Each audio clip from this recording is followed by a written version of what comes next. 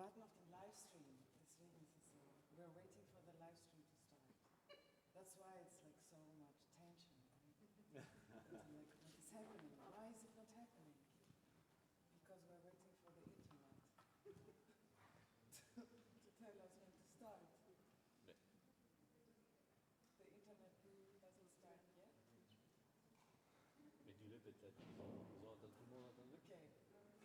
Okay, hello. Good evening. Welcome to How One and to the third session of our series on violence that we curate together. Max Jorge Hindra Cruz from the Academy of the Arts of the World, Akademie der Künste der Welt, and me from How as a joint venture between the two institutions. Hello, also from my side, good evening. Thank you so much for being here. It's such a wonderful and warm evening. It is almost a sin to come into a closed space. So hopefully we can have a drink afterwards outside. I'd like to thank you all for being here. Thank you, Margarita, for hosting. Thanking the How team, especially Jana Pence, for taking care of us so wonderfully. Thanking Claire and Anna, who are our translators, who are here behind and do the simultaneous translation. So in case you need a translation for French, this would be a good moment to still get one of these little machines for the simultaneous translation. Thank you, Claire and Anna, for translation, and thank you for the Akademie der Künste der Welt team also. Most of all, though, I'd like to thank Maurizio for being here tonight. As Margarita has said, we have this joint venture of discussions on violence, which usually consists of an online lecture, which we stream, and then of a live discussion here in Berlin on at this stage of How. Up to now, we've had our first lecture with Elsa Dorlin, which was on the incommensurability of the experience of violence. Afterwards, we had Stefano Harney and Fred Moten talking about the difference between violence and brutality. Today we have Maurizio talking about war and capital. And our last session this year will be with Daniel Leuk and Vanessa Eileen Thompson on questions of abolition and abolitionism. So that is our small series. Yes, and it became very clear to us, of course, that after having done the two first sessions, there is an urgent need to talk about war, right? When I came here, I saw a graffiti, a very big graffiti over two buildings that was saying, "Das ist nicht unser Krieg, this is not our war." And I thought it's interesting because Maurizio, for example, not only him, but we realize now that actually we, like not maybe we, but this western parts of, or the northern hemisphere, has been involved in so many wars all over these years, but they all seemed so far away and distant, right? And now we experience that actually the dynamic of all these past wars returns once again returns to Europe with this war now in Ukraine. And of course, it was clear Maurizio has to come to talk about war because you might have, if you saw the online lecture, that he says it's not enough to talk about violence, we have to talk about war. Maurizio has circulated after the war in Ukraine happened two texts. One that was vastly read was the one on war, capitalism and ecology, on the destruction of war and the destruction of ecologies having a shared common source. But of course he was dealing with war, theorizing war, much before the war in Ukraine.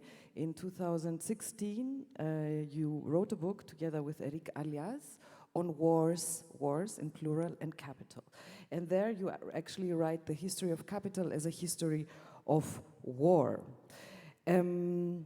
You say, together with Éric Alliez, that we have to start reintegrating war into the theory of capital because it's a constitutive element of capitalism. And you also say that in the last 50 years, our political thought has pacified capitalism while we were focusing just on subjectivity, biopolitics, the regulation through desires, affects, and governmentality. And that's, of course, super interesting to hear that from you, because Maurizio, as you might know, is one of these people that has been working on, for example, capitalism and subjectivity. And if you want, is a key figure of these people. Maurizio is a key figure of the post-operative movement, also a militant of the post-operative movement, but also a political theoretician of the post-operative movement. Some people say he coined the term immaterial label. You can talk about that later. And yes, I'm introducing Maurizio, as you understand. He has published with Negri and Virno, and is really someone, who has worked on subjectivity. For example, latest publications, Science and Machines, Capitalism and the Production of Subjectivity, or The Making of the In-Debt Man in 2012 on debt, or and then in 2016 we have the first book on war. I would say this is a radicalized position in comparison of what you were talking about. And you also had, you told me, another book, Capital Hates Everyone, in 2021. I don't know this one. Now we have a small booklet coming out. It came out in Italian. It will come out in Spanish and in Portuguese and in Greek with the title Guerra o Rivoluzione, perché la pace non è un'alternativa. War and Revolution, why peace is not an alternative. And this is, of course, quite provoking. So I would like to start to ask you, we thought to ask some questions that are imminent to the lecture that Maurizio gave online, so that he can explain his main arguments. And yes, one of the main arguments is you're very strict, actually, to a lot of colleagues of yours in the lecture, but also a whole corpus of work from Lacan to Klossowski to Deleuze, Guattari, and Foucault.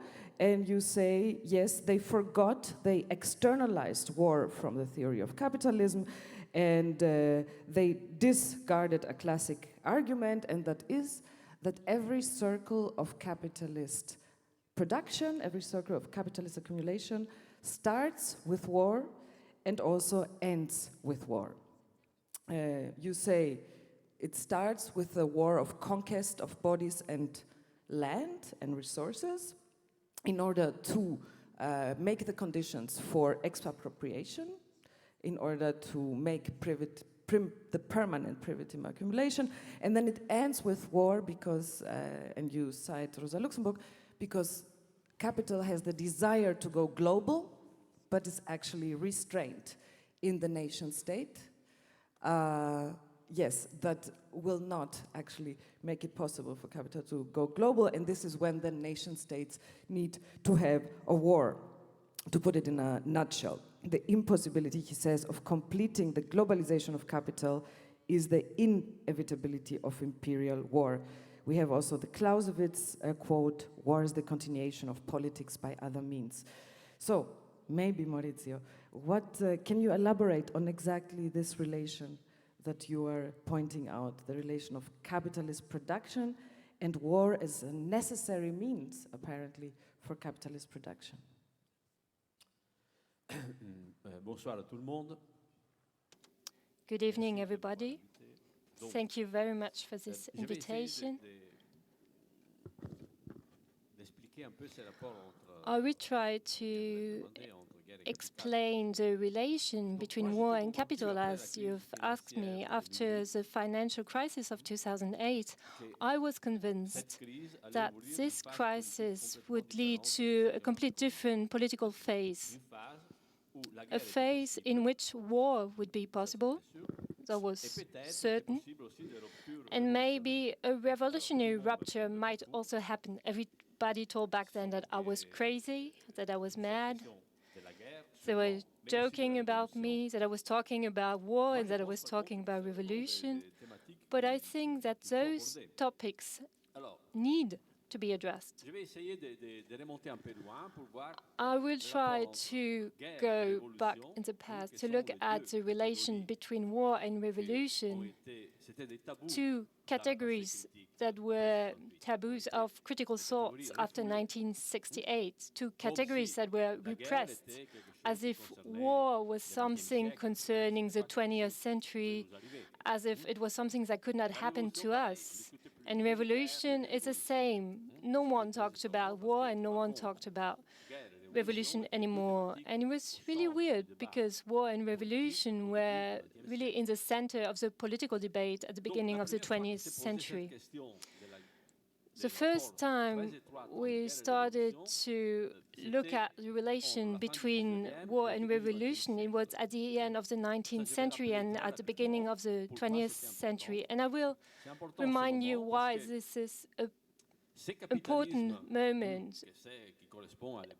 So, capitalism at the time of Lenin, of Luxembourg, it was a matrix of contemporary capitalism. It means capitalism we are living in. It has the main characteristics of the capitalism of that time. I will sum up quite briefly. Directly after the death of Marx, there was a radical change in capitalism. We saw that hegemony, capital emergent hegemony changed. It was not an hegemony of material capital, but an hegemony of financial capital.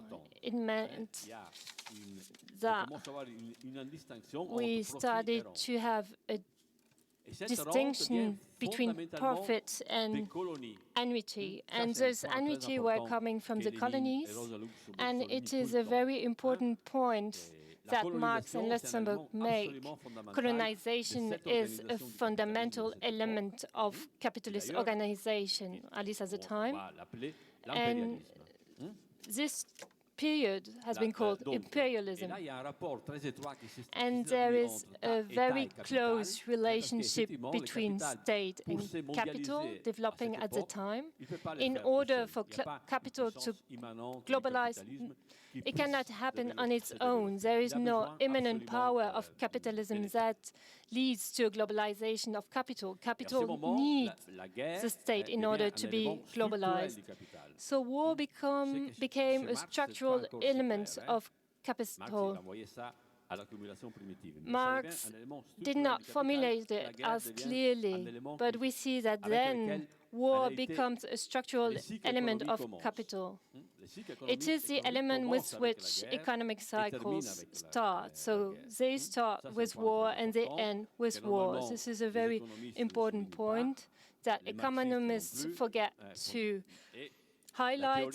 Marxists also forget to highlight this, and theorists, and I was part of them, ignore this aspect. Why do economic cycles start with war? It's very simple. Before you produce goods, you need to produce workers, women, and slaves. Workers, women, and slaves. You don't find them like that in nature. They are not already there. They are not pre-existing. You have to produce them. And how do you produce them?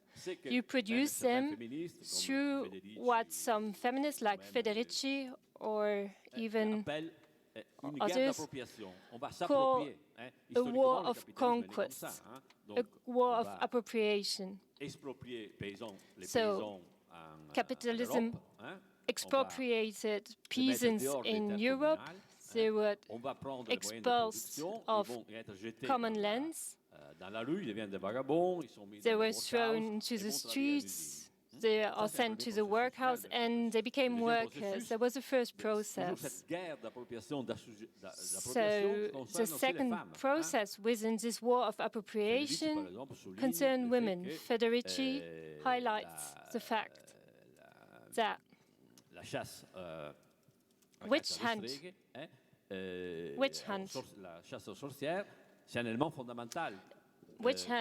was a fundamental element of the subjugation of women.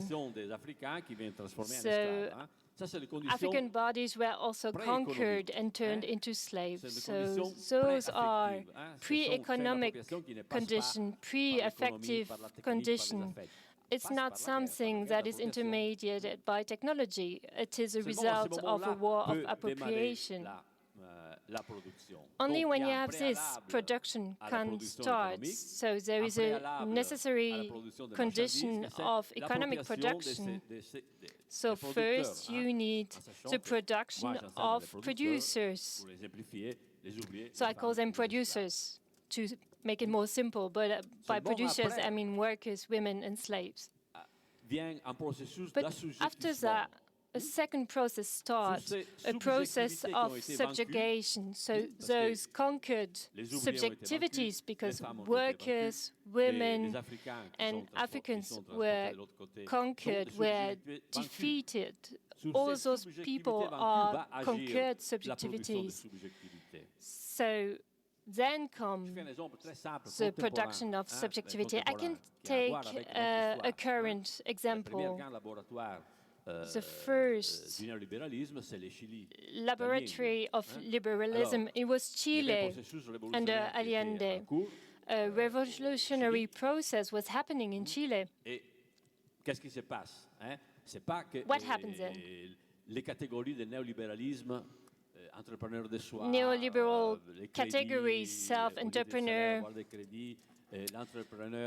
to have credits instead of salary and all of this. All those categories did not appear on their own. First, there was a coup organized by the USA and the army of the Chilean army. Many people were sent to jail, many people were tortured and had to leave the country. And once those subjectivities were defeated, were conquered, then neoliberalism came into play, and they imposed different things. Among others, those categories, so the neoliberal categories we know, markets, debt economy, credit economy, competition, entrepreneur of the self. And people had to accept this logic and to adapt to it. So you see, when I say that it starts with war, it really starts with a war. Or maybe I will take a step backwards. One thing that you have to understand, so in the 19th and the 20th century,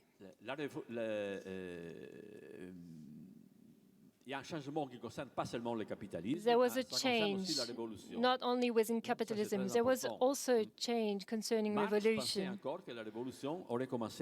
Marx thought that revolution would start in Europe and would expand to the rest of the world. In a letter to Engels, Marx writes it very clear: colonialism is over, the whole world has been conquered, but revolution will start within Europe.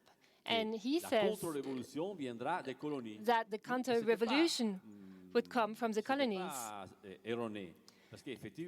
And he was right somehow with it, because the revolution of 1848 in France was defeated by the French colonial army, which was in Algeria.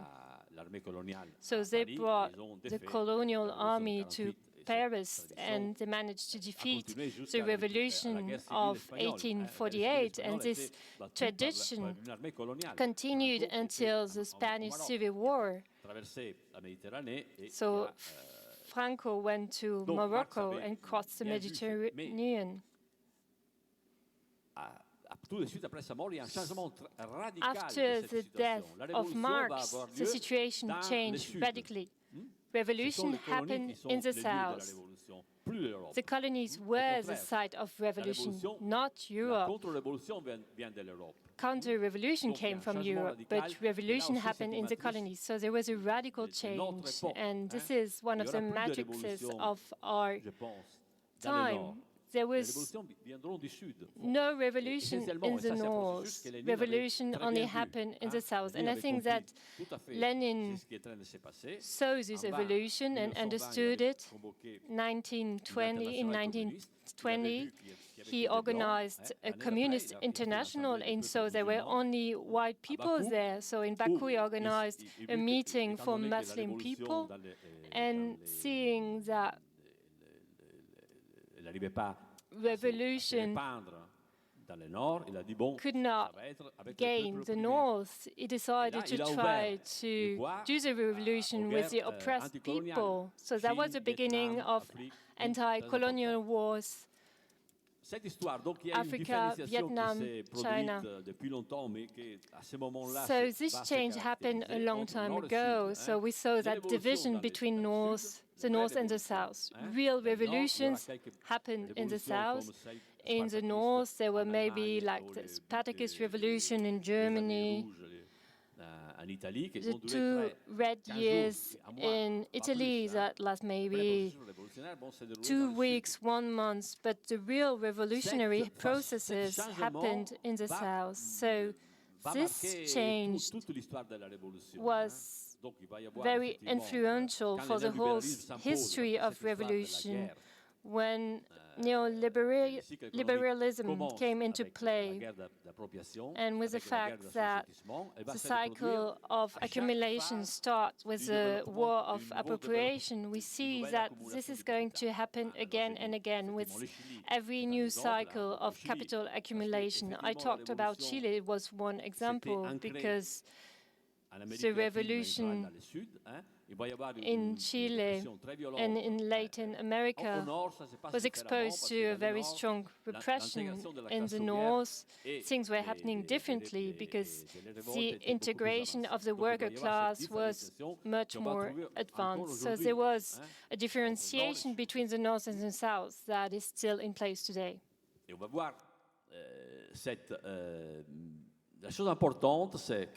we will see the very important point we have to understand, which is a fundamental point, is that it starts with the war of appropriation, and then once this war of appropriation is won, once the workers have been defeated, the Chilean revolution has been defeated, and so on, then systems are set in place that continue the war with by other means. And this is the arrival of liberalism. Liberalism is the continuation of war with other means, by other means. But there is no opposition between, on the one hand, the war, and on the other hand, the new neoliberal system. Both will coexist for a very long time, but the war will be latent, will be there, and then will emerge again. So civil war will be there, hidden, but will go on. Chile is a perfect example of that, is a symptomatic example of that. And 50 years after, there was again a reversal of this, a re-emergence of this war. There were appraisals in the center of Santiago and in the southern to Santiago. And the problem, in my view, is that, in fact, we have not, or we failed we abandoned this way of reading, of understanding capital. We got rid of this way of understanding capitalism. And I am also responsible for this, because for a very long time I did not dedicate myself to this kind of history, and this has to do with my history and the history of my Italian generation, because we came from a political defeat in the 70s, 1970s. We tried to radically change things, then we were defeated, we lost, and then we went into exile to Paris, well, okay, we were forced to exile to Paris, let's put it like that, and then we were not lucid enough to think about that what happened, because then we started again from the point of production, material work. And after that, then very soon I left that theory because I thought there was something that was not working. I had not understood why yet. I did not follow the development of cognitive work and so on, but I had not understood yet why, and it took some time to me to understand, because even though material work has as a prerequisite this subjugation war, immaterial labor, the problem is how to think the relationship between war and capitalism, how to think this economic cycle that starts with war and then sets up systems of control of welfare and anything you want. But then the war goes on. And we see that. We have to think the capital as a cycle with an up phase, then a crisis, like the one in 2008, and after that, another phase. So we had to, our series were not only, but not only our series, those of the entire contemporary movement, uses the static phases, such as domination of men over women, of the white over the black, of the owners over the workers, and so on. But we shouldn't think this domination in a static way.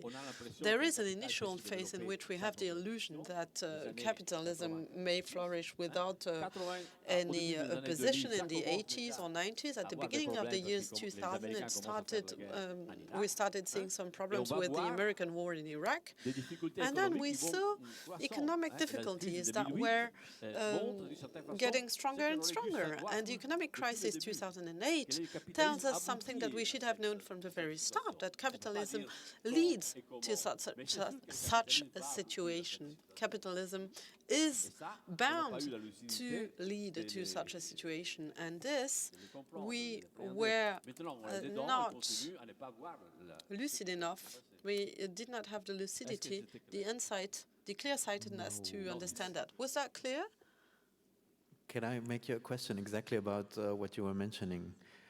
In your lecture, you have referred to a quote by Margaret Thatcher, in which Margaret Thatcher says that economy is only the method, but the goal is to capture the individual's minds. That's the quote by Margaret Thatcher, one of the main exponents of neoliberal politics, right?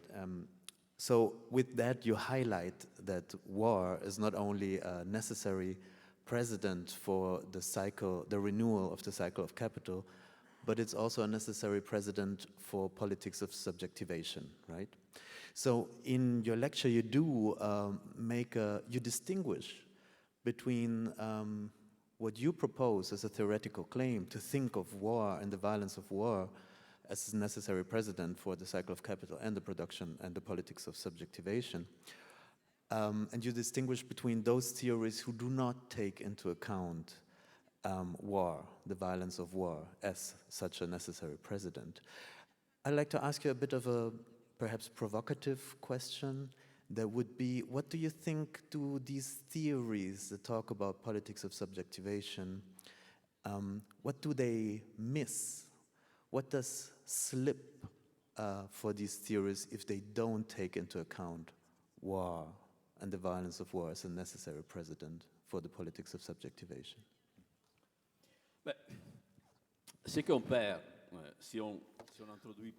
Well, the thing you lose if you do not take into account war in this process of subjectivation, subjugation, and enslavement, then you lose the fight.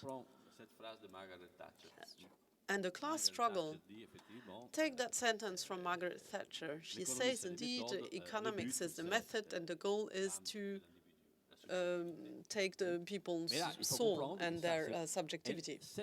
But you have to understand that this sentence is only possible because, let's say, the implementation of this reasoning from Margaret Thatcher is only possible after Margaret Thatcher defeated the minor labour's unions. And after the industrial movement, the workers' movement in England has been defeated. It was a different situation in Chile where people were imprisoned, were killed, were tortured and forced into exile. Here the situation is different. You're in the north, not in the south. And this discrepancy between the north and the south still has to be thought within. Margaret Thatcher first fought a very hard struggle against minor unions and other English unions. And then after that, once their subjectivities were defeated, it was possible to introduce this new system that is called neoliberal. I think that, and in this regard, please excuse me, but I think I need to make us to precise something. Foucault's theory, or the theory from all those who, Deleuze-Guattari, who thought the subjectivity. This idea of a prerequisite is a strong limitation in my view, because on the one hand you can say, okay, the basis on which we will build up new power systems is a defeated subjectivity. This is one thing. But then that this system lands somehow on a subjectivity and you don't know how, this is very ambiguous, and this is not the history of capitalism. What you saw in Italy and Chile, this movement from Fordism to neoliberalism happened on the basis of various political events, and then after that it can take the form of subjectivity. But if you even look at my generation and consider the 1970s, while we were trying to conduct revolutions and you came and told me you have to be human capital, I would have said, I cannot understand that. Once we were defeated, after people were put in jail and forced into exile and so on, and the resistance was over, and then people were forced to take into account those categories and to adapt. Because we had been defeated, and this story of defeat, this story of war means that some win and some lose. We have lost of sight this very trivial reality that is a strong expression of a political fight, struggle.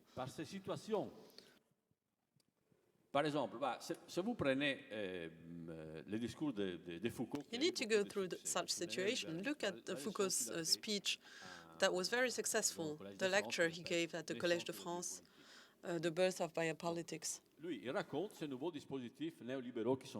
He talks about those new systems that were set up. He tells about how the way in which neoliberal and orderly liberal politics work. But in reality, I am convinced that this history of neoliberalism is highly limited, because neoliberalism is depending on a superior power structure that is never named by Foucault, which is the American imperialism. I cannot completely develop this discourse, but the Americans have imposed an imperialism that may be labeled imperialism via dollar, different to the one described by Lenin and Rosa Luxemburg after the Second World War, that led to a domination over the world through the FED, the Federal Reserve, and through Wall Street that was dominating the world. And the ruling principles of this domination are completely different to those from neoliberalism. Neoliberalism works via the market and competition and so on and such things. The imperialism of dollar works by means of the fight against monopoly. No, neoliberalism works via the fight against monopoly, but the monopoly of the domination of the dollar works upon this currency monopoly and opens up this the economic development to a monopolistic evolution. There is no competitor because no one can compete with the financial system imposed by the Americans. And I think that there is a hierarchy of powers, and this is the fundamental power. It's not about neoliberalism, it's about the imperialism of dollar that goes hand in hand with the war, because this does not only use economic systems, but also military systems, and also the American bases that are spread out in the world, more than 800 of them. And this differentiation made by Foucault between neoliberalism, subjectivity, and the subjectivation of the self and so on, I think we can get rid of them, but without taking into account the power that has led to war. This imperialism of dollar is in a crisis at the moment. The Americans had the possibility to capture the wealth of the world. For example, first of all in Latin America, it always starts in Latin America, right after the end of the dictatorships. The FED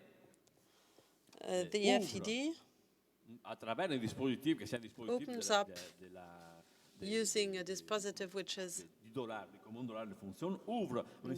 mechanism of the dollar, opens up a series of investments in Latin America. They greatly invest in Latin America. There is a time in which there is a strong development, and then the Federal Reserve says they high-end the interest rates, and then the capital gets back to America, together with everything that was produced in Latin America. So it's a way of capturing the Latin American production to keep it back, to move it back to America. And this is the true dispositives, and it's not written in Foucault's lecture.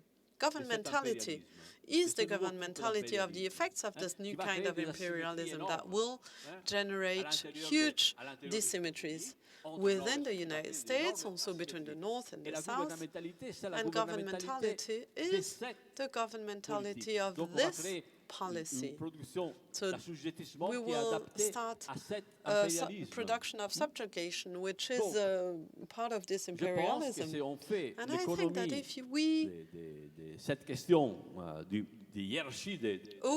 if we don't take into account this issue of the hierarchy of powers and of the American imperialism, which is the first factor in the forefront. The second one is neoliberalism. And then, in the last 10 years, we see that neoliberalism has turned into an authoritarian neoliberalism, so the subjectivity has changed. But now we can get rid of it, as we got rid of classic liberalism at the end of the 19th century. Then when war happened, we got rid of liberalism. So there is a necessity to draw the hierarchic lines between the various levels of power. Liberalism, neoliberalism was useful for a certain time, because it enabled the continuation of war using other means, with the imperialism of the dollars, the captation of the resources, and the setting up of a world in globalized hierarchy.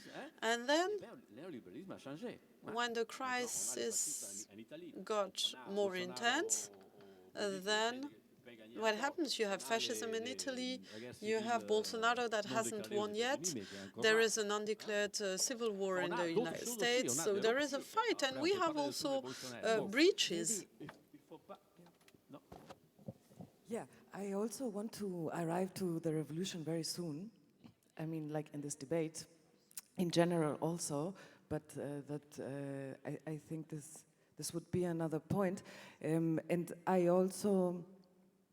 would say with the theories of subjectification and governmentality, the question, of course, was also that people were trying to explain why the people were not doing the revolution, although they were so much defeated. So because there was offerings from the left to actually resist to all that, but there is also a force, and one can call it war, one can call it governmentality, that there was all this question like, okay, but why do people not resist to that, and why are they actually voluntarily subjugated to this? And I think you're right, but I think this question is still open. But I would, because we're talking a lot already here, I would like to introduce the public in our discussion, and then we can come back maybe also to the question of revolution in a bit. Oui, ou bien je dis deux choses sur les processus révolutionnaires qui sont en cours maintenant.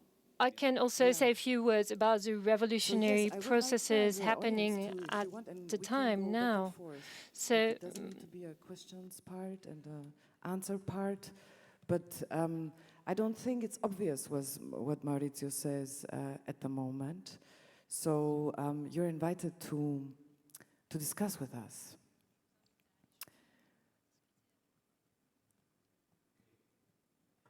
Yes.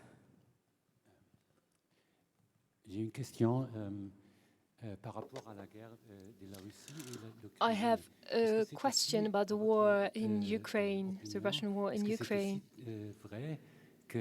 In your point of view, do you think that war was already there before and then came capitalism? Or what is your opinion on the war happening right now between Ukraine and Russia in relationship to your theory? The war happening now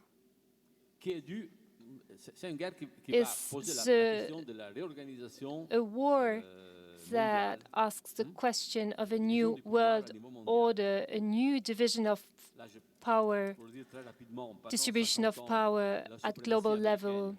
For the last 15 years, American supremacy based on dollar succeeded in imposing itself, and we saw that there are new powers emerging.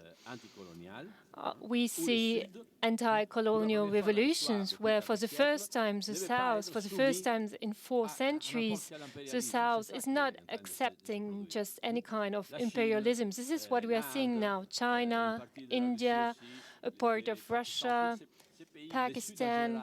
So the South in general, who played a central role for capitalist accumulation, there would have been no capitalist accumulation without the exploitation of the South, and this is true since 1492. Technological innovation alone are not enough. We need free labor, or labor that is really badly paid, like the work of women in the north, but also the work of whole populations in the south. So for the first time, the South refused geopolitically to be part of the system, and this will be a great problem. Et surtout, ces parties du Sud n'avaient pas. And we see that some parts of the South want to leave the financial system organized structure around dollars. It will be very much complicated to get out of this financial system. They have been trying to do it for the last 3-4 years. There was a meeting in Samarkand in September, and they talked about these issues, and they noticed that they benefited somehow from globalization, but in general, they were the losers of globalization. They had to pay for it. So there was very radical refusal of this system. I'm not saying that China is a communist country. In theory, yes, but it is a capitalist country, so it's not the question of the opposition between communism and capitalism. 1 century ago, with the British, with the English hegemony, with French and English hegemony, colonial powers, and Germany also wanted to be part of it. That's why we had a war, and now we are in the same situation. So I don't think that it is about Ukraine or Russia. It is about a new definition, a new distribution of global power. And I think that Americans want to keep a very unilateral form of power. And in order to do so, they put us in that situation. I think that fundamentally, this war is a result of all these aspects. And it's really hard to solve this question because there won't be a power transition. The US will not give the power over to China. So the US used to organize the global order, and China does not have the political and technological means to take over the function of the US. So there will be no substitution within global capitalism, no. We will see that the tensions will get stronger, and we see that all this is being organized without anyone caring for the fact that we are experiencing a major ecological catastrophe. The Americans did not find a way to structure the world. We see that the South refuses to be part of the system of exploitation. They understood it, and it is something that is very new. As I said, it's the first time since 4th century. I don't think that they will manage to define a new world order, but we see that a deglobalization is happening. Some phenomena are very clear.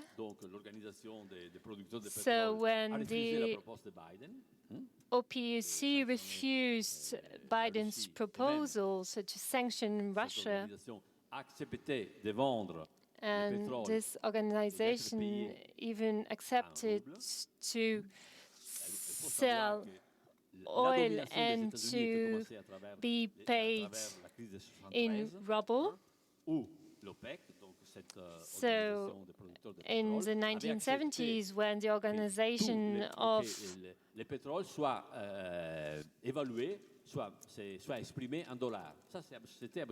petroleum, they accepted back then that the price of petroleum would be set in dollars, so that was a big change.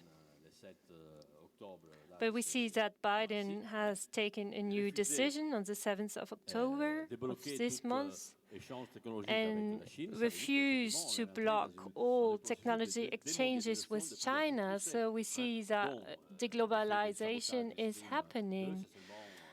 We also see with the sabotage of streams, this is something that is happening of Nord Stream, that is happening too, that is happening at a symbolic level.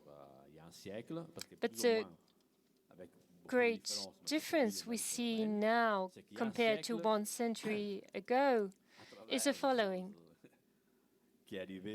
100 years ago, so maybe it's something that happened quite miraculously. The communist revolution happened. There was the Russian Revolution. It was a great event, and now they will try to divide the world among each other. que cette question de la guerre a été And why is this happening? Because we stopped thinking about the war. Aussi bien la question de la guerre et de la révolution. Et donc, voilà, on se trouve dans So we are not talking about war and regarder revolution, and that's why now we have to look at this war from the outside without any opportunity to participate and to intervene.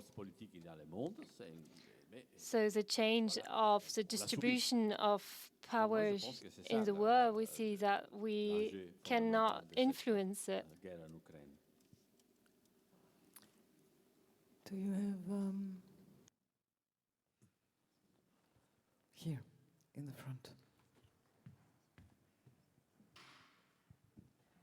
Juste très rapidement, mais quand tout à l'heure tu évoquais les processus Very révolutionnaires en quickly, cours, you were talking about the revolutionary processes happening now. So before you were les talking processus about révolutionnaires en cours, current revolutionary est-ce que c'est à ça que processes. tu te référais? Is it what you were talking Les about? processus révolutionnaires en cours No. sont différents. No, this is a different topic. Voilà, comme je disais tout à l'heure, à partir As I de was 2008, saying moi, je beforehand, peut-être from absolument un 2008 espace de rupture. on, there was a kind of rapture. Non, ça c'est un rapport entre capitalisme, différents types de capitalisme.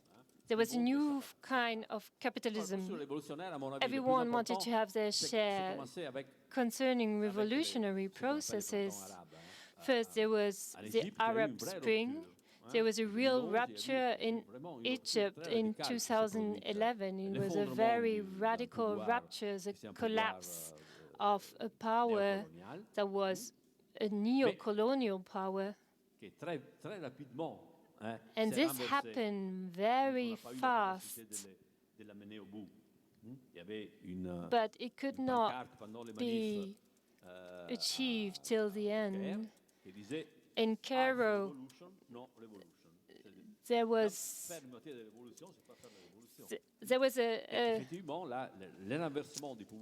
a poster saying half a revolution is not a revolution. So elections were organized quite quickly, and the Islamists won this election, so it was over with the revolution. Another rupture happened in Chile recently. A real insurrection happened, but 3 years later, the right is back. So, if you see the results of the referendum, this is a political defeat. What happened? Why? I don't have any alternative, but there are different processes happening in the south. And what is happening now in Iran is also similar, but probably it will end in a similar way, because we do not have a theory. We haven't thought enough, we haven't reflected enough on reflection on revolution and war. So when radical ruptures happen, like it was the case in Egypt and in Chile, then what do we do when those radical ruptures happen? This is a question we have to answer and to address.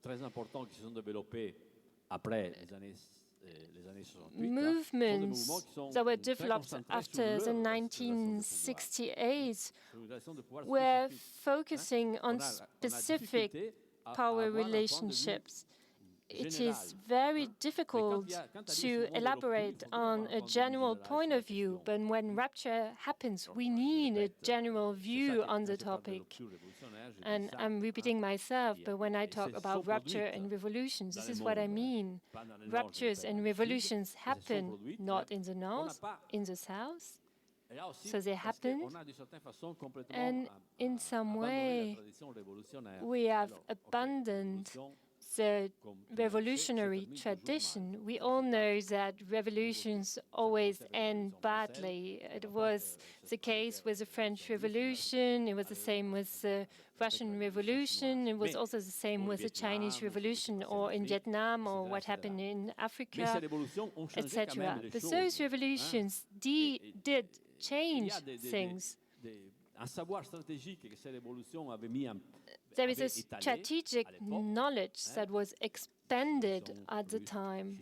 So Russian, Chinese, Vietnamese, Algerian revolution. And we have lost this, we have repressed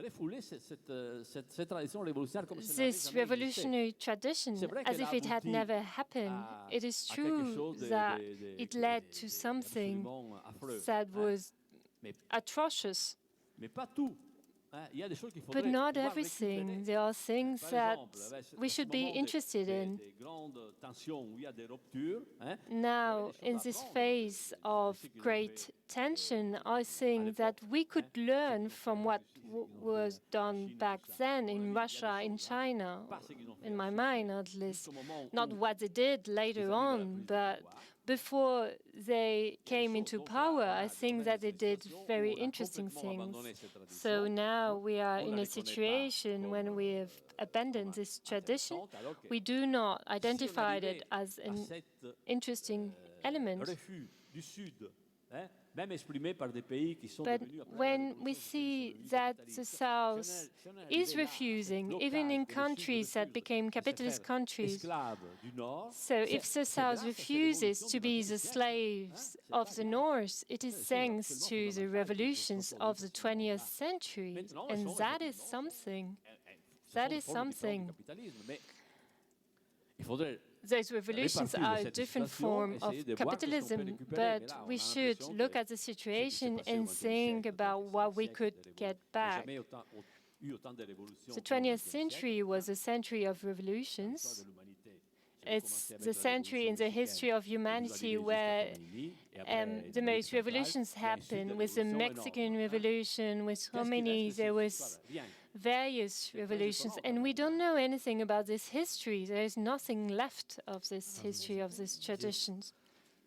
Maurizio, I'm not sure if I understand correctly. I wanted to ask you, since coming back to your lecture, your claim is one that we should recall and insist in the importance of war for different processes as a necessary condition in order for a renewal of the cycle of capital, a renewal of politics of subjectivation. However, this is a theoretical claim, and you highlight a difference towards other theories of subjectivation which do not consider war.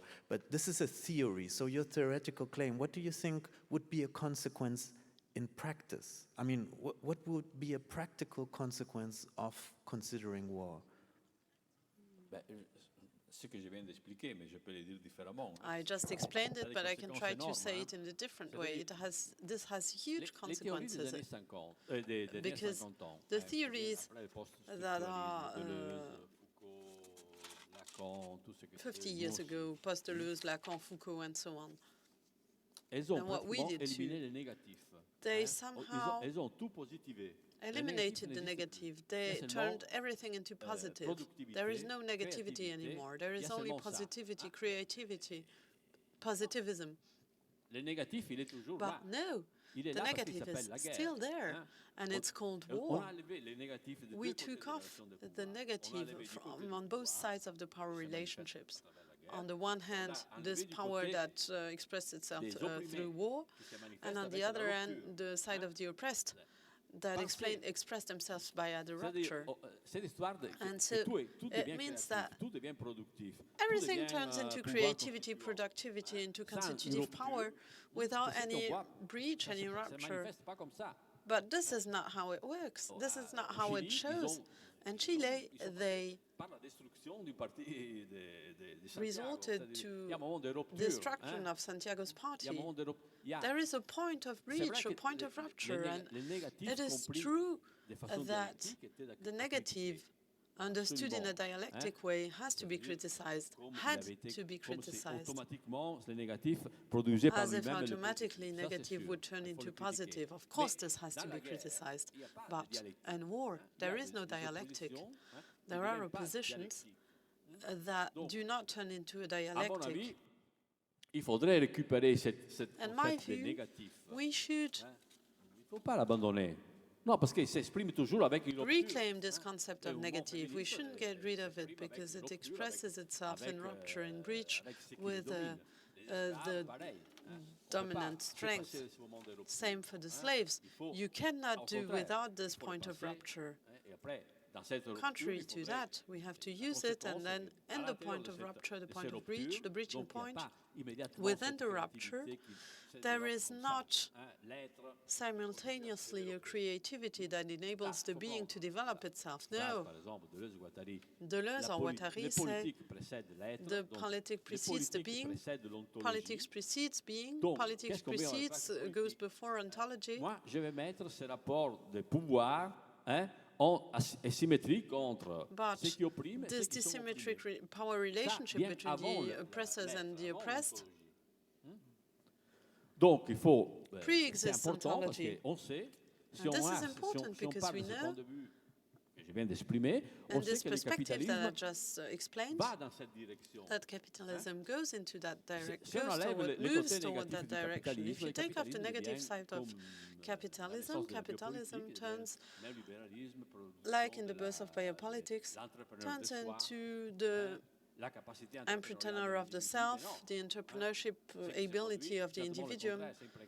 But this is exactly the opposite that is happening, and a huge precarity that has spread everywhere and that forces people not into becoming the entrepreneur of the self, no, into becoming fascists.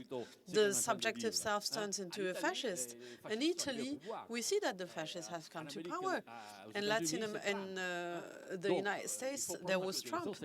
So this is the way we have to ask the question. We cannot get rid of or obstruct the negative side. Otherwise, you suppress the truth that is happening in front of your eyes. So we lived in this naive look, thinking that we could do without this point of rupture. Okay, so I think we got it right. You say really revolution is a way to end a war, like classic, as we had seen, for example, in the 20th century, right? And then the question, of course, is how is this revolution? And my question is, because of course, a revolution, you have to win it. For me, it's not so much, it's like, how do we win this rupture? And the question for me is really, do we need a revolutionary war, which means a military operation, right? And I ask myself, really, in the revolutions of the 20th century, I don't think that these revolutions were ever won because of a particularly military force of our side, right? We had never an army, and we will also never have an army as the so-called enemy, if we really want to think like this, will have. So in order to win the rupture, I don't think that only a military thought of like we have to arm ourselves or create bunkers, maybe yes, you know, maybe this is something we have to think about, but I don't think that revolutions were won really by military forms, but they were won by popular support, by hegemony, at the end really by also subjectivation processes, and by political change of relations of power. And I think they were also lost in the moment when there was a political problem and there was no support of people. And that is why I also think, like also the moments of revolutionary terror we have in our tradition, if we want to talk like that, they're never the moments we are proud of, right? This has always been the moments where we say also the classical, because it's very classical, I think, discourse we have here, the revolution eats its children, right? So because you were talking about the feminists, and I do like the devil's advocate now, right? The feminist devil's advocate. The feminist revolution, if you can call it revolution, the feminists don't only talk about war, but talk about violence, right? Because for the feminists, always, there has been a war against the women also before capitalism, for example. right? So there is also pre-capitalist forms of war, right? And the way of winning in these forms is not necessary by force, but is because women and feminists know that the medium of violence is never their medium. The medium of violence is the medium of masculinity, of how masculinity is constructed, right? And this is the soldatische Männlichkeit, the soldier masculinity, that we risk to re-enter, yeah? To have a re-entry of it if we, I know that you don't want that, but there is a risk if we imagine, you know, this revolutionary violence as we have been, you know, seeing it in the 20th century. So for me, it's really a question of how do these revolutions can win, because I think military, first, we don't win, like clear power relations. And second, I don't think that violence is a medium that we can really trust. Non, mais ça c'est un vrai problème, il faudrait l'aborder. Yes, this is a genuine issue that we should discuss. The revolutionary tradition until now won through the army and through the arms, through a way of thinking and even a way of reinventing the relationship between war and revolution. This was a major innovation of the 20th century, the partisan war against the traditional war. Of course. But can we do so? As you suggest, I don't think so. I don't think this is feasible, but the problem is that we haven't found an alternative. In the last 50 years, we've been continuously losing, and we're going to lose for a rather long time, I think, because we haven't found a way to replace those relationships between violence, war, and revolution, to substitute something else to them. And now, in a very spectacular, dramatic way, we see that it's not about us whether there is war or not. War is happening right now, and the Americans have imposed on us this war that in reality they sought by any means. Ukraine, it's a war against Europe. Europe is turning into a war economy. Europe, not the United States, not the Americans. So this situation is increasingly dramatic, and we do not know how to refer to that situation.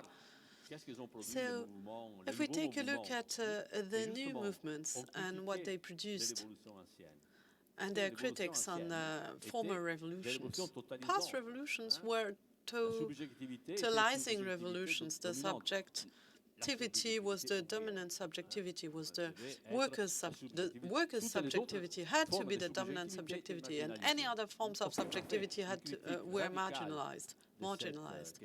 And the radical criticism of this issue, rightly so, as I did in the 1970s, is that we defeated this way of thinking the revolution, but we did not find another way of opposing that what's happening right now. Being aware of the fact that capital is going to produce war, is going to lead to war. Anyway, it will lead to war. Because the cycle starts with the war and the development of the production base, and you have the illusion that capitalism may develop without any contradiction. But no, later on it's going to be facing huge contradictions, and the only way to resolve those is going to be war. And what are we going to do? I don't know. The movements have developed in a very specific way. Their relationship, their dominant relationship, we won as far as the map of domination developed in a different way. It's not only about capital and work, as in the 19th century. The forms of domination have manifold themselves, are manifold now. Colonization, domination over women, and now the environmental issue. But we have lost in intensity. the ability to find a way to exit, to get out of the situation. I do not pretend I know how to know or what to do. Of course, right now it's difficult to propose militarization. This does not make sense. I don't know how to do it. I don't know if we can do it here. Yes. Non, je vais terminer seulement. Le problème, c'est que, par exemple, No, the problem is that qu'est-ce qui s'est passé en Égypte, what happened in Egypt and Chile is raising questions. How can we manage not to get caught again? Because to be fooled again, because what happened in Egypt and Chile and what might happen in Iran, there is a radical breach when the power collapses, and then the other ones very quickly regain power. That's after maybe the revolution. Katja. Two questions. One is that I would like to go back to the question asked before. What is the singularity or the specificity of the situation between Russia and Ukraine in the moment? Because your initial thesis is that at each kind of transformation and new cycle of capital, we have war. So if we look on, I mean, since how long can we say that Russia has been first a state capitalist country? Now it's one of the country that has a huge neoliberal shockwave behind itself since 1989. And it looks as if in Russia we have a combination of neoliberal shock politics, neo-authoritarian politics, and with a huge proto-fascist articulation of politics within that country. So I wonder, how, because you constantly avoid to position the actual war between and the attack of Russia on the Ukraine into a scenario of inner capitalist wars or concurrent wars. That is one thing. And the other is that I'm wondering if we speak about the relationship between revolution and war, I think we should not ultimately go back to Lenin, Mao's reading of Clausewitz and so on, and the idea how we can turn imperialist war into revolutionary class war. We should also go, because we know that historically that led into huge self-defeat of the international communist movement, particularly the way how war has been fought in Russia, but with the YPG in Syria, with the EZLN in Mexico, with a lot of post-Maoist guerrilla movements, we have actually another way to organize a guerrilla. We have with the YPG, we have this experience of a strong primacy of women within guerrilla movements. So how is this in your book with Éric Alliez? Do you expand on this kind of new forms of avoiding avoiding a certain level of militarization of politics within revolutionary warfare, which is suffocating its own political stakes and which leads to an authoritarian collapse within the guerrilla itself? I think there are a couple, you know what I'm heading to, there are a couple of actual experiences during the last 25 years. In how far do you relate with Éric to these new developments?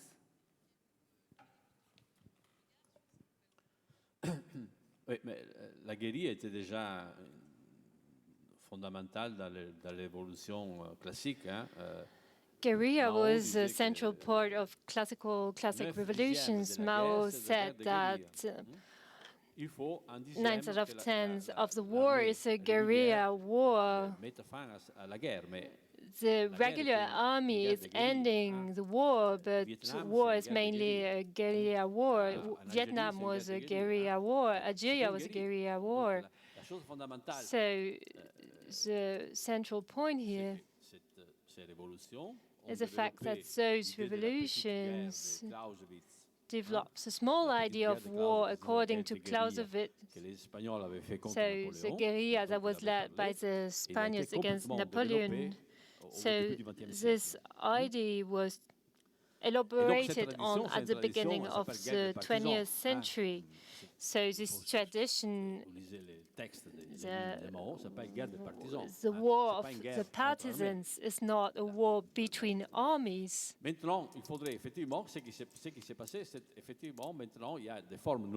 So what happened is that new forms of guerrilla have been developed, and we should link that to the past and to the history of revolutions.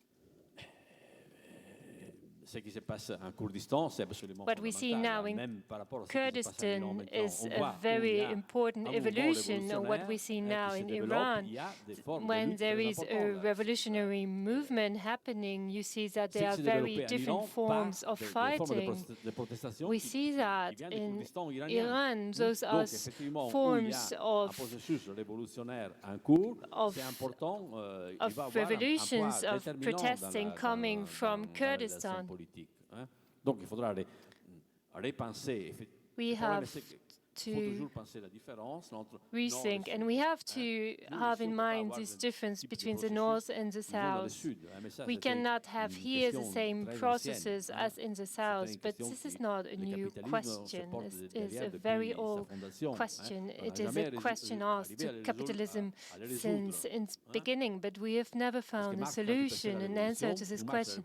When Marx thought about revolution, he was thinking about England, France, Germany, a bit Italy. Lenin was already thinking differently, and Mao also. But today we have to think of the fact that if the rupture can only happen at global level, then how can we produce this rupture? This is very complex, it's very complicated.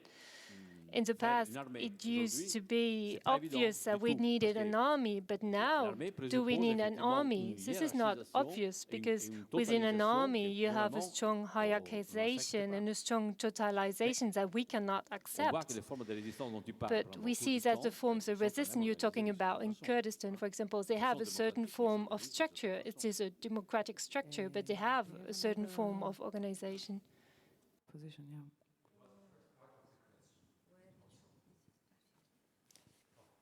Okay, yes, I try to, because we will get out of time soon. Ça marche pas? Si, ça marche maintenant, merci. J'ai pas une question. Yes, it is working. I don't have a very precise question. Je suis pas sûre à propos de cette division. I'm not convinced by this division between the North and the South. And when Lenin and when great revolutions happen, they happen in different places of the world. And revolutionary forces maybe did not succeed, but they were very much present here in Europe. And I don't know if defeated revolutions everywhere in the world, but I will talk more about the Arab world that I know better. The problem is that those revolutionary forces are not revolutionary enough, apart from some islands like Kurdistan or the north of Syria in Rojava. But what we see is those revolutions are only looking for small reform. They want to get rid of corruption, they want to get rid of dictators, but there are no radical proposals being made about rethinking the political structure, rethinking economy or democracy. It's only that they want to be more like Europe or the US or Canada. There are some radical tendencies, but they are not the majority, unfortunately. So I don't know if maybe, well, I'm not sure. I'm not sure that the revolution will come from the south. Maybe we should find a new international way of doing the revolution. Or maybe on the opposite, it is the West that could start a real revolution because there is no hope anymore. We know what capitalism means, why the others are still hoping. I know it from my own society. People are still hoping that they could have a good national capitalist democratic systems. There is a great book by an Iranian researcher called Revolution Without Revolutionaries, and it's somehow what is happening now. We see revolutionary ruptures, but there are no revolutionaries wanting to lead the revolution now, which is more complex than ever. So in this book, Revolution Without Revolutionaries, I think it is very interesting. So we have the possibility to produce ruptures, as I said, Egypt, Chile, Iran, but in the last 50 years, we've never talked about this possibility. The two fundamental points I'm talking about from the beginning. So war and revolution have been repressed. There is a text by Lenin. He wrote a conference called War and Revolution. And he says, we've talked so much about war and revolution, and I'm going to bore you once again. So in that text, we see that back then, there was a complete different situation. We see that those topics have been evacuated from the debates. But in this great book by an Iranian researcher, he shows that during that the movements did not question the social order. So we see that ruptures are happening which do not think about or define what is a revolution. It means a change of the social and economic order. So it's similar to what you are saying, small reforms, trying to have a more democratic system or to have more human rights, etc. But what happens in reality, for example, in Egypt, we saw that the government collapsed, and then the question is, what do you do then if the government collapses? So we have revolutions without revolutionaries. I think this captures very well, or this is a very good definition in the time we are living with. But I don't have an answer to the question, unfortunately. We're coming to the last 10 minutes, so it is your chance or not. I wanted to ask you, like Katja was asking you about this form of partisans, but for me, of course, even in this very classical way of thinking, Marx was thinking the revolution will come from Germany because it has the biggest class, working class, right? So, of course, one means of actually taking over the means of production is not so much the armed struggle, but is that the general strike. Or is there is a movement in Berlin at the moment that started with the rents about re-socializing all kinds of infrastructure, public infrastructure, not only making it part of the state, deprivatizing, but really re-socializing and democratize the means of production, be it in public health systems, be it in the living conditions, in the houses, in the buildings, in renting systems, and be it also, I don't know, in public transport. So, of course, I think there is like several ways one could also approach. And other only. I mean, I think the armed struggle is just the last. I really still think that we first need a hegemony and a way of how to really take over this infrastructure that we need for life. Before we take the arms. Non, mais ce qu'on voit, c'est exactement le contraire qui s'est produit. What we see is that the opposite has happened. For the last 50 years, everything has been privatized. There was no socialization of those infrastructures.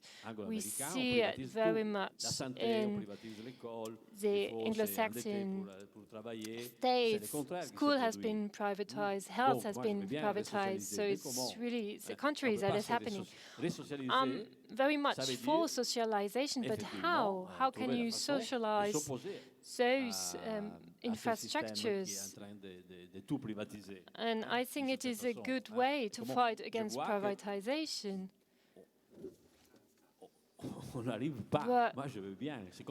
I see that we are not managing to do it.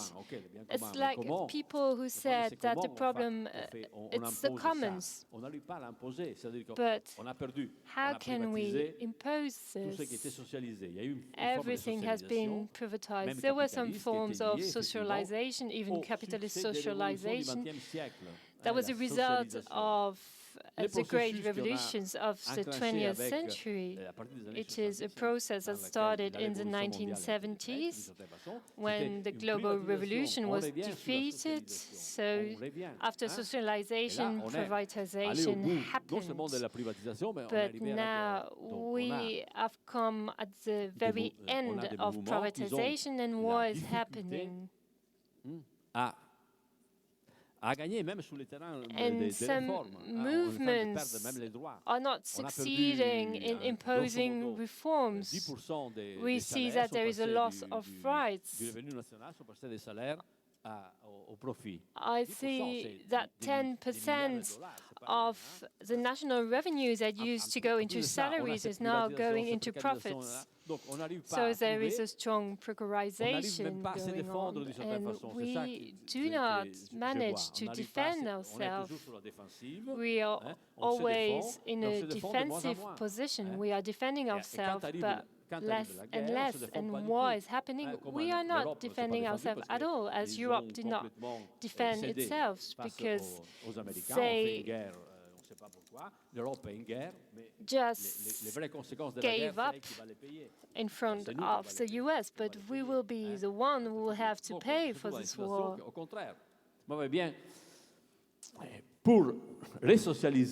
In order to re-socialize, we have to have a new power structure and power balance.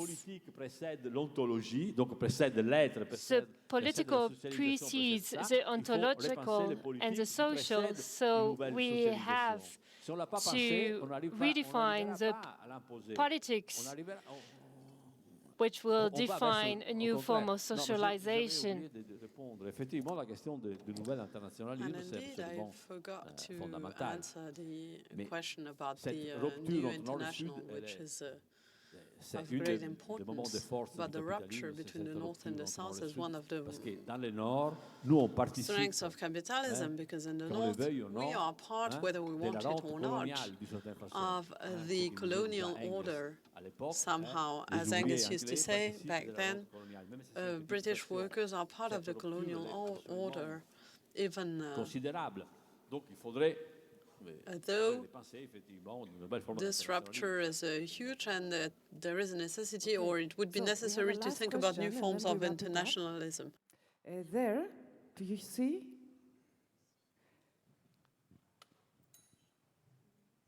Yeah, thank you so much. I think I have a question about the opposition between North and South that was already raised before, and more specifically about the historical schism that you situate, right? So you started by citing Marx, how the revolution starts in Europe and the counter-revolution comes from like the colonial periphery. And I'm wondering what kind of erasure has to take place in order to make such a statement, right? And I think in particular about For instance, the Haitian Revolution, where arguably it was actually happening, first of all, in the colonial periphery, in a direct response, not so much in a direct response to, but also very much feeding into any revolutionary movement happening in Europe, right? And then when we think about the North-South distinction, the way you draw it in more contemporary times, I wasn't completely sure if I understood why the revolution has to come from the global South, to use these binary terms that you're employing, right? Is it because capitalism has a different constellation there? And if so, like, what is it exactly? Or is it because it's somewhat the place where the kind of violence that you try to revalue plays out more in the open, that it shows that the South is supposed to provide like a spectacle almost of the kind of violence that we no longer have, these are all problematic terms, but that we no longer see so visibly in the North. So just if you could clarify your very schematic way of using these terms. Thanks. Non, en fait, la division entre nord et sud commence avec l'histoire du capitalisme. Well, the division between the North and the South starts with the history of capitalism. Avec la conquête des Amériques. And with the conquest of the Americas. At that time, then, au 15e, 16e siècle, in the 15th and 16th century, in Europe, Europe was organizing itself in such a way that the relationship between the European states that were fighting war together and regulated among themselves, and the rest of the world was a place of conquest, of a savage war. So capitalism from the very start, from the very onset, has been the capitalism of the globalized market. And the first form of internationalization of the struggle took place 1864, was the first international. So 3 centuries after that, so capitalism has already had this internationalistic way of thinking. The opposition movement came very late with this idea of international, and we see the huge issues this raises, specifically at the onset of the First World War, when socialist parties voted the war credit. So there was a huge major issue to those socialist governments. So this is ancient history, but very quickly, why, after Marx, we thought revolution would happen in countries where capitalism was more mature or more developed. England and then Germany. But it did not happen there. A revolution happened. Well, there were some revolutions here, but for 2 weeks, 1 month maybe, at the utmost. In Italy, the same. In the South, those revolutions lasted for decades. The Chinese Revolution, the Vietnamese revolutions, they lasted for decades. Those were huge processes. In countries where the productive forces had not developed, but what had developed were processes of subjectivation, and very strong ones. Those processes that started at the end of the 19th century in the North, and that gradually increased with repressions such as Nazism, that destroyed the workers' movement, labor's movement in Germany, or fascism in Italy destroyed the labor's movement, the workers' movement. But in the North, this incorporation into the development of capitalism happened, not in the South. And this was not because there was no development of productive forces, no. It was due to the fact that the subjectivity and maybe the relationship with tradition. Chinese Revolution was led by peasants, not by workers. In Vietnam too, those were peasants who led revolution, who conducted the revolution, not the workers. So we should ask the question, why did it happen there with those subjective forces, and why they were so hugely successful? because indeed they gained self-sufficiency and autonomy, self-organization, even a military one that was very strong. Why there? We should ask ourselves, being aware of the fact that since the first international, the problem was bridging those situations. How can we create a link? Revolution cannot win only in the north or only in the south. Revolution cannot be won only by feminism or decolonial movements or environmental movements. No, all issues has to be thought together. What this evening is about, like to think the questions, because of course I think it is really important that we think about war as a product of capitalism and to restart theorizing it. We see that we don't have the means at the moment. And how do we integrate this question into our theories is, I think, a good question to pose.